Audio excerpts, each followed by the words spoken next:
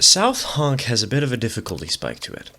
In fact, the spike is so great that I didn't get a recording of this level with a perfect completion. It would take a bit too much time to do for these kinds of videos, honestly, but I guess that just goes to show why it's had such a legendary status in the community. It's hard. The reason it's so hard is kind of funny, because initially South Honk was created to replace a much harder level. If you'd like to play that harder level to see just how much worse it was, you can still play it on the Steam Workshop. It's called Windy City Cascade. Windy City Cascade may not have signal stopping penalties on its train like this level does, but for the first 10 or so minutes, 4 trains spawn. Every minute. The map has an insane train density, and there's some small tricks you'd need to manage. It gets overwhelming really fast. South Honk, meanwhile, has a much lower train density, having only 2 trains per minute instead of 4. It still gets busy reasonably fast, but it's nowhere near as crazy as Windy City Cascade. However, South Honk replaces that density with some clever tricks that you should have mostly learned throughout your time playing other timetable maps.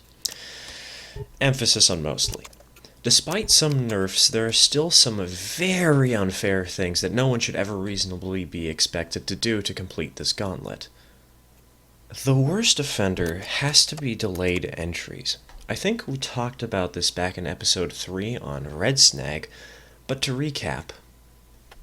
Sometimes, for a train to reach its destination on time without ever getting slowed down to stop at a signal, you need to wait to let it enter. You can't just auto-accept it in. You can't just have it enter immediately. You have to hold off 30 seconds to maybe a minute in order to beat the level correctly.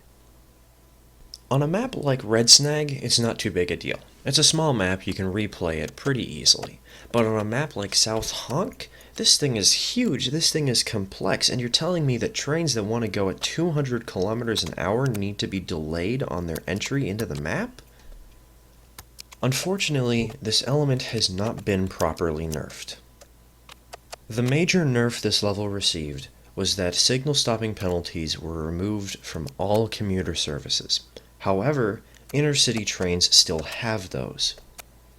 This means that despite the nerfs, this level is still ridiculously hard and kind of unfair.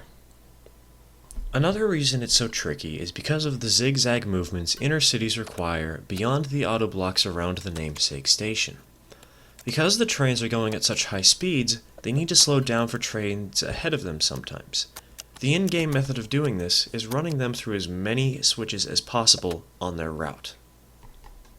It just goes to show how unfair this mechanic is, that you can slow down a train by sending it through the wrong tracks repeatedly so long as it stays in the general correct direction, but as soon as it even starts slightly slowing down for a signal, you lose points. Is that really fair? These unfair, required strategies and a silly name have helped boost this level into a legendary status within the community. The name came from a meme.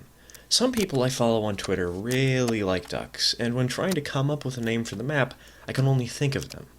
So, in the end, I went with Honk because it was duck-related, but could also reasonably be turned into a realistic-sounding town name. Well, is somewhat realistic. This has had the side effect of the rest of the community posting pictures of ducks or geese occasionally, especially when someone's struggling to beat a map. It's a funny, cute little quirk. It's also led to me making a total of 3 sequels. North Honk, which focuses more on train density with a commuter-centric map representing a system that's separated from, but right beside, the system from South Honk. Anatide, which is another city nearby to Greater Honk, but focused on any platform assignments. And the latest, Honk Spire, which is more of an honorary honk than anything, being renamed last minute after realizing it was the hardest map I ever made. Honk Spire released just this last week, so if you want some nightmares surrounding a difficult level, go give it a try. It's on the Steam Workshop. Only give it a try if you can stomach these other maps, because boy oh boy, it is a doozy. One thing I should probably mention, this map was loosely inspired by the northeastern corridor in the United States.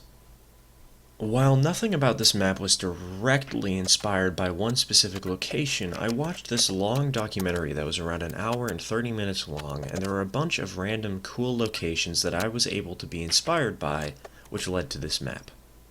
I kinda wish I knew what documentary it was, but sadly that's been lost to time.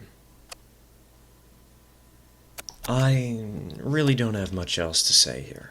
So, enjoy the rest of this sped up footage, and I'll see you all one last time in a week with a special episode. Cheers, folks.